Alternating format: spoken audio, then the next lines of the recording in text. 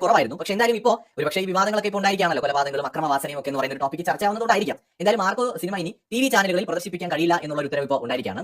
Central board of film സർട്ടിഫിക്കേഷന്റെ പ്രാദേശിക ഓഫീസറായിട്ടുള്ള നദീം തുഫൈൽ എന്ന് പറയുന്ന ആളാണ് ഇത് വെളിപ്പെടുത്തിയിരിക്കുന്നത്. ഇത് മാർക്കോ സിനിമയെ അങ്ങനെ ടാർഗറ്റ് ചെയ്ത് പറയുന്ന ഒരു കാര്യമല്ല. ശരിക്കും സർട്ടിഫിക്കറ്റ് ഉള്ള സിനിമകൾ എങ്ങനെയാണ് നമ്മുടെ ടി.വി കാണിക്കാൻ പറ്റുക? ടി.വി എന്ന് പറയുമ്പോൾ കൊച്ചു കുട്ടികൾ മുതൽ പ്രായമായ എല്ലാ ആൾക്കാരും ഇരുന്ന് കാണുന്നതാണ്. അപ്പോൾ ടി.വിയിൽ സർട്ടിഫിക്കറ്റ് ഉള്ള സിനിമകൾ പൊതുവെ കാണിക്കുന്ന കുറവാണ്. അതിനിപ്പോൾ കൂടുതൽ സെൻസറിംഗ് നടത്തിയിട്ടെന്ന് പറഞ്ഞാലും അത് മാർക്കോ പോലുള്ള സിനിമകളിൽ പൂർണ്ണമായും പോസിബിൾ അല്ല.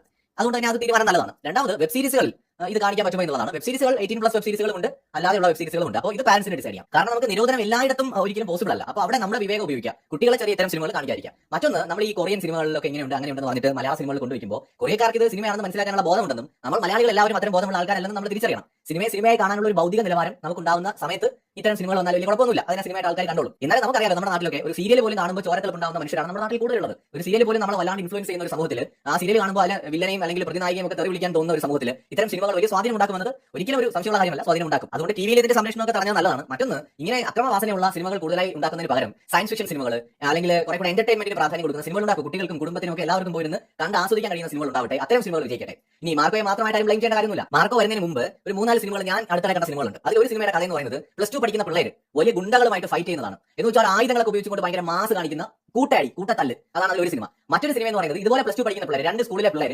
തമ്മിലടിക്കുന്ന സിനിമ. അടി എന്ന് പറഞ്ഞാൽ പൊരിഞ്ഞ അടിയാണ്, ഭയങ്കര സിനിമാറ്റിക് സ്റ്റൈലിൽ ചോര ചേർന്ന അടിയാണ്.